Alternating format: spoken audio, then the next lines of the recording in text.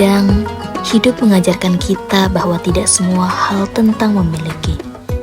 Ada yang datang untuk menguatkan hati, ada yang hadir untuk mengajarkan arti ikhlas, dan ada pula yang membuat kita sadar bahwa berbagi adalah bentuk cinta yang paling tulus.